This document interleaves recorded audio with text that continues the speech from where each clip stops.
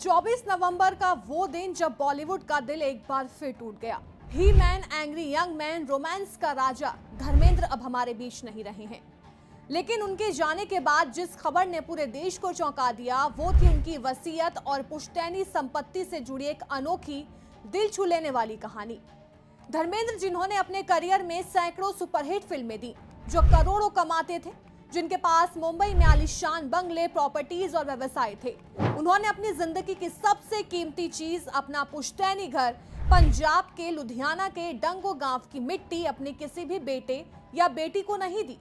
ये घर जो लगभग 2.5 एकड़ में फैला है और जिसकी कीमत आज करीब 5 करोड़ बताई जाती है, धर्मेंद्र ने इसे अपने भतीजों और चाचा के पोतों के नाम कर दिया है।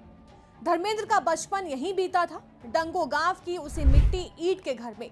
जीवन के शुरुआती साल, संघर्ष, सपने यहीं से शुरू हुए थे और उन्होंने हमेशा कहा था, मैं आज जो भी हूं अपने गांव की वजह से हूं। अपने आखिरी दिनों में नहीं बल्कि 8 से 10 साल पहले जब स्वास्थ्य बिल्कुल ठीक था, धर्मेंद्र ने अपनी वसीयत बना ली थी।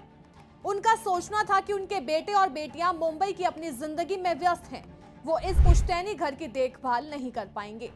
लेकिन उनके चाचा का परिवार आज भी उसी इलाके में रहता है और पीढ़ियों से इस विरासत को संभाल रहा है।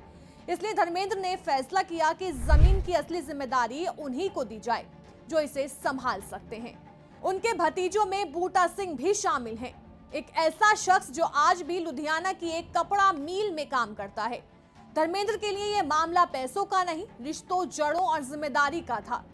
अब बात करते हैं उस हिस्से की जिसने सोशल मीडिया और मीडिया दोनों में हलचल मचा दी है।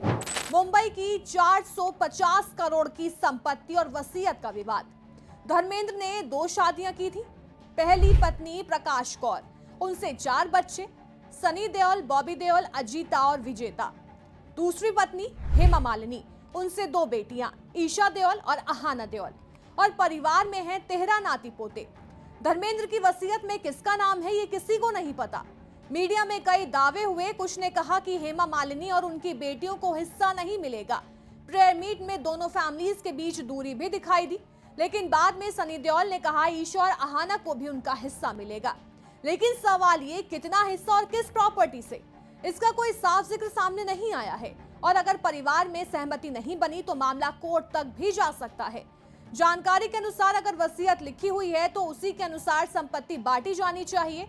अगर वसीयत अनरजिस्टर्ड है तो उसे कोर्ट में चैलेंज किया जा सकता है। रजिस्टर्ड वसीयत सबसे मजबूत मानी जाती है, लेकिन उसे भी परिवार कोर्ट में चुनौती दे सकता है।